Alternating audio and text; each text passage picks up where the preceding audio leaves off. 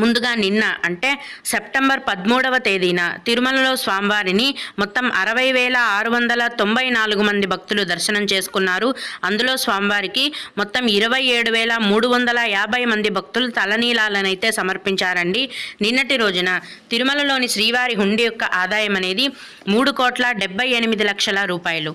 ఈరోజు కూడా ఎటువంటి దర్శనం టికెట్లు లేకుండా నేరుగా భక్తులను ఫ్రీ దర్శనానికి అనుమతిస్తున్నారండి. ప్రస్తుతం టికెట్స్ లేకుండా నేరుగా వెళ్లే ఫ్రీ దర్శనానికి 12 గంటల సమయం అనేది పడుతోంది. తిరుపతిలో ఇచ్చే సర్వదర్శనం టికెట్లను తీసుకొని దర్శనానికి వెళ్లే భక్తులకు దర్శనానికి 4 నుంచి 6 గంటల సమయం అనేది పడుతోంది. అలాగే 300 రూపాయల దర్శనం వారికి మరియు 500 రూపాయల దర్శనం వారికి దర్శనానికి 4 గంటల సమయం అనేది పడుతోంది.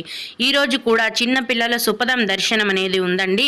ఈరోజు ఇన్ఫాంట్ దర్శనానికి 1 గంట సమయం, విఐపి బ్రేక్ దర్శనానికి